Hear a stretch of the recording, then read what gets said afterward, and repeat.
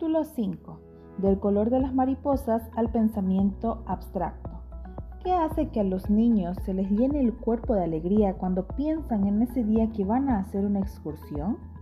¿Cuál es el porqué de esa alegría pensando en escapar de la pequeña cárcel que representa la clase donde se les enseña en el colegio? ¿Por qué muchos niños recordarán toda la vida cuando en una excursión el maestro les explicó el tamaño y las formas diferentes de muchas hojas, el significado multicolor de las alas de las mariposas o el espectro de colores del arco iris? Sin duda, porque ello significa activar los códigos cerebrales profundos heredados a lo largo de los tiempos en los que aprender y memorizar era consecuencia de la activación de los procesos emocionales que generan la curiosidad y como consecuencia abrir la ventana de la atención en espacios abiertos a todo aquello que es útil y sirve para la supervivencia biológica. Aprender para un niño de hoy, en ese contexto lleno de sonidos tal vez ancestrales, de colores y formas diversas, sigue siendo sencillamente placentero e intenso. Y eso es también el juego, ya lo hemos apuntado antes, un mecanismo emocional disfrazado con que el niño adhiere habilidades y capacidades a través de la vorágine de cambios que realiza su cerebro a grandes velocidades. Un colorario se puede sacar de todo esto, y este es que todo comienzo del aprendizaje, el más temprano del niño, debería hacerse directamente en contacto con la naturaleza, no entre cuatro paredes. Así nos lo revelan los códigos del cerebro y cómo estos han ido apareciendo a lo largo del proceso evolutivo, y esta es quizá la primera enseñanza que deberíamos sacar de lo que venimos tratando en este libro y que llamamos neuroeducación. Lo primero que esto nos enseña es lo más obvio, que un niño no comienza a aprender con ideas y con abstractos, sino con percepciones, emociones, sensaciones y movimientos obtenidos del mundo sensorial y como reacción al mundo real, fuente primigenia de los estímulos y primer maestro del niño. Es el mundo y todo lo que hay en él y frente a él, lo que primero enseña al niño. Y aprender bien de ese mundo es básico, no solo cuando niño, sino después que las enseñanzas regladas y para el resto de su vida, pues estas sensaciones y percepciones y sus experiencias serán los cimientos de su futuro aprendizaje abstracto. El niño es una esponja que absorbe y recoge como si fuera agua. Todo es sensorial que le rodea. Los colores, las formas, los movimientos, las distancias entre los objetos, los sonidos y las texturas, el gusto y el olor de las cosas. Y es en un constante aprendizaje cómo transforma y cambia su cerebro. Pero esto se sigue inmediatamente de un proyectar al mundo lo aprendido en donde lo contrasta y real. Aprende. El niño a los pocos meses tras el nacimiento gatea y explora su entorno, y en ese gateo y ese explorar aprende y graba en su cerebro los programas motores con lo que más tarde, pasado el tiempo, podrá realizar un acto motor voluntario y coordinado. El aprendizaje es como el mito de Sísifo. Es un proceso de repetición constante con el que construye en recuerdos inconscientes los cimientos y luego estos le permitirán aprender conscientemente. Este proceso de mirar, oír y tocar, sobre todo a través del juego, es el primer aprendizaje sólido infantil y todo ello conjugado con la inmediatez de esos significados emocionales que proporcionan los padres y principalmente la madre, y todo cobra sentido de supervivencia, que quiere decir de seguridad, de estar vivo, a través de la emoción. Ese fuego que cincela y forja de realidad todo lo que se ve y se toca. Hoy empezamos a vislumbrar lo muy negativo que puede resultar para el cerebro que un niño de 1 o 2 años mantenerlo encerrado en una guardería, cuando es bien sabido mantenerlo que las paredes de una guardería deberían ser jardines amplios y extensos, llenos de cosas vivas o no, que se puedan oír, tocar, oler y aún hasta lamer, y con la que el niño interactúe constantemente. Será con este andamiaje sólido con el que luego el niño construirá el edificio sólido de las ideas y el pensamiento abstracto. Y es que nunca hay que olvidar el proceso de evolución biológica porque poco se puede entender en cualquier área de conocimiento sin tenerlo siempre presente.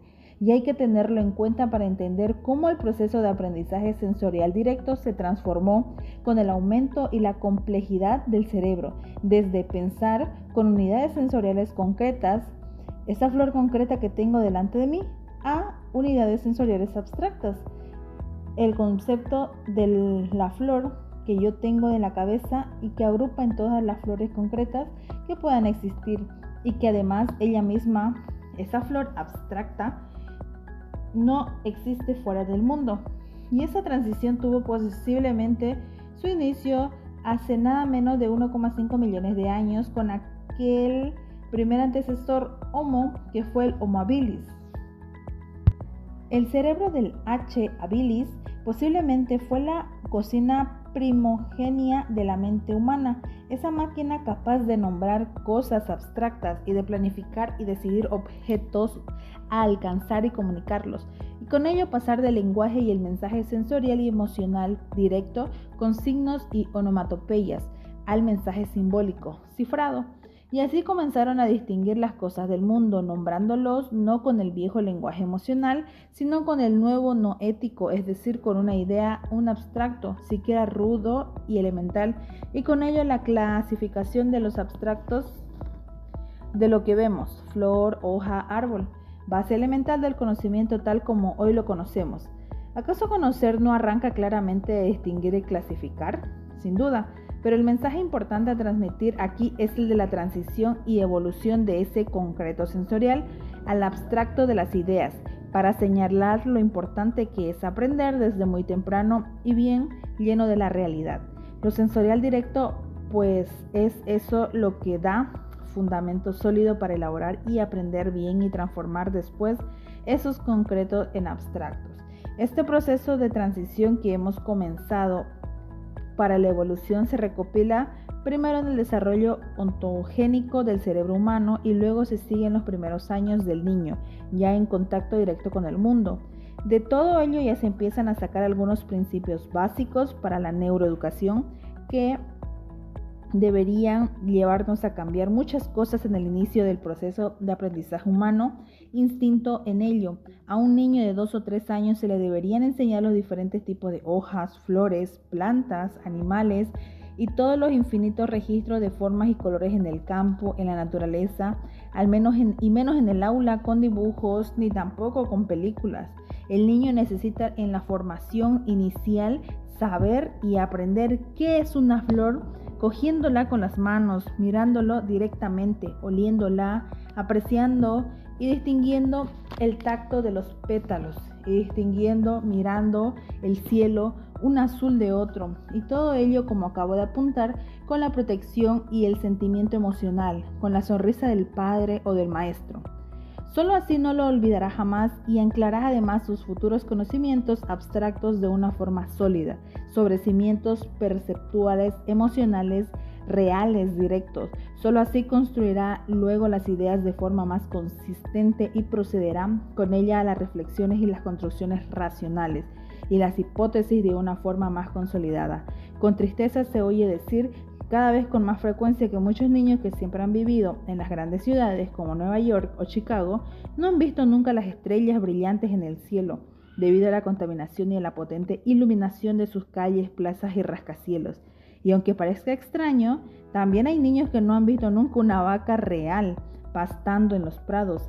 Y es que hoy, tras algunos miles de años de civilización, el niño se enfrenta cada vez más temprano con el aprendizaje de ideas y conceptos alejados de aquellos estímulos sensoriales activados de los códigos más genuinos del cerebro y que venimos comentando, y lo hace además encorsetado en clases pequeñas y con el rigor de la seriedad de maestros que se alejan de aquel juego primitivo que generaba aprender y memorizar, de lo sensorial directo, base de la curiosidad, la atención y el despertar.